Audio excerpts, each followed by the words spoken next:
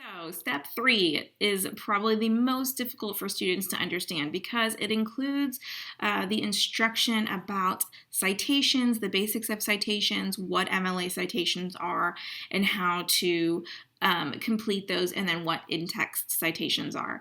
All of this stuff is very new to my 8th graders, and this is usually where we see the most frustration and confusion, not just on the student side, but also on the teacher's side. And so when we teach this, I've seen, not just with myself, but also my colleagues, that we feel that there's so many rules and details that are important to citations, and we feel like we need to teach them all at once. And with this module, I went and did a lot of research, and I did a lot of understanding of what really 8th graders need to understand in order to be successful in 9th grade. And so I did talk to the 9th grade teachers to understand what they expected their kids to know.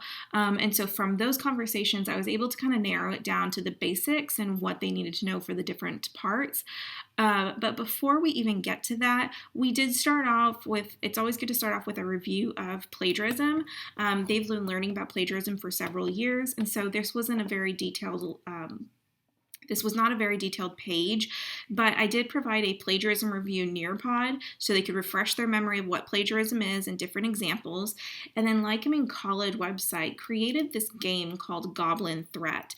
And it includes this little way of the story. They've gamified it. And so if you type in your name, you get this whole story of Lycoming College. It's just a quiet day, and then all of a sudden, campus is taken over by plagiarism goblins, and they have to, destroy them before they destroy the academic integrity. And so then you are told you have to find and click on each goblin hidden in the rooms, and each goblin will ask a question. If you get it right, then they eliminate the goblin. So you have this little way of kind of gamifying plagiarism and having them understand what the differences are for the different scenarios we might see plagiarism in. And so I felt like this was a great way to add this in just as some extra practice.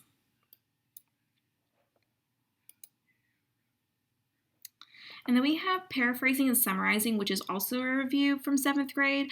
I spoke to my 7th grade teachers that are on my campus, and they gave me a lot of information about the terminology that they used with their students and some of the main things that they decided to focus on. They actually also gave me a quick PowerPoint that they used with their students. And I went ahead and I even made it much shorter than what they used originally in 7th grade and made it more of a review. And then I recorded it as a mini lesson, and I uploaded that video to YouTube, and I embedded it here. So students that were on the same campus as last year, which is majority of my kids, they will actually remember this, and then it's more of just a recall of the information rather than, a whole new way of explaining this. And so I added this all in here, and then I did add a practice activity from Ashford University where it gives them different multiple choice questions. And so they can, come in here and they can go through the activity and read the text and choose the proper way of paraphrasing the texts. And now we're on to the main component of this module, which does take some bit of time. And so first of all, just the basics for them to understand what are citations, what the word citations means, and then where the two different places they will complete the identification, the full citation at the end of their essay, as well as in text, and the different types of citations, because some of them will go on to take psychology and sociology courses in high school, and they need to know that APA is an option, but in English courses, they usually do use MLA. And now we started off with MLA citations and basically telling them about what this means. And the main understanding that I want them to take away from this point is that citations are based on the type of the source. And so there are all these different types of sources. And using my prior experience as a teacher, I've determined the main ways of the main types of sources that they're going to use in my classroom, as well as 8th grade and 9th grade. And so I've given them those formulas of those citations here with an example.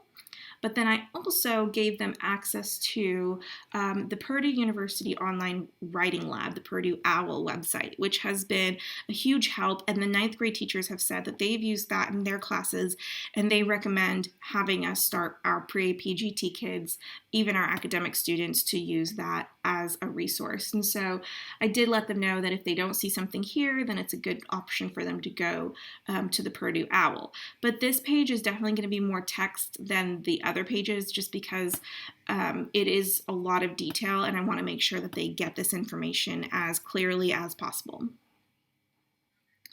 And the next page is in-text citations.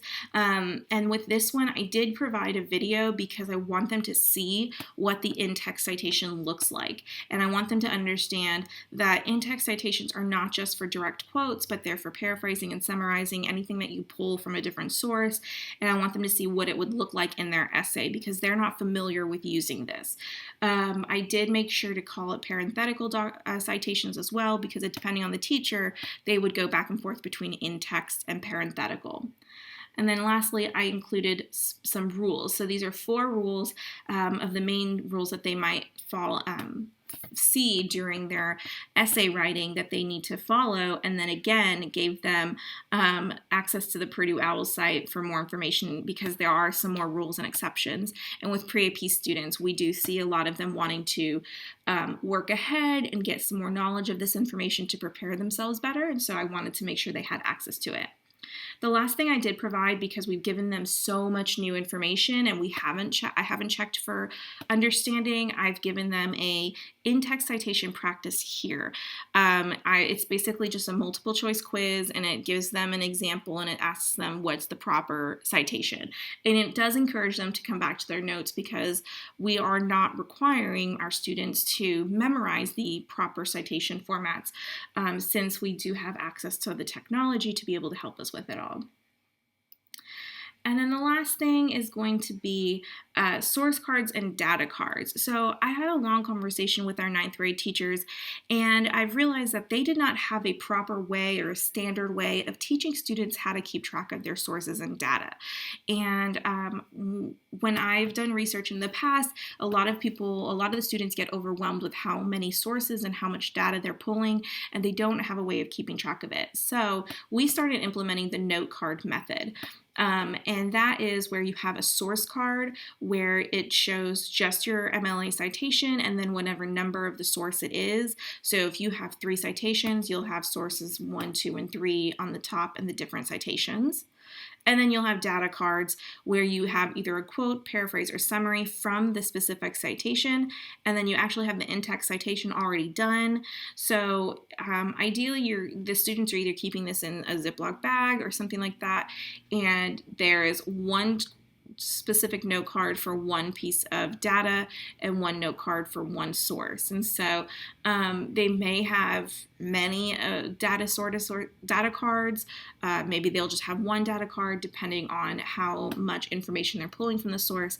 But I did provide a template here, and then I provided more examples here, so they can actually see what it would look like. And ideally, they're keeping it in some sort of baggie or a rubber band or something to avoid losing them, and they can come back to this and these cards when they're ready to move on to their next step. And so that is the third step of the research process, and that is the citing sources.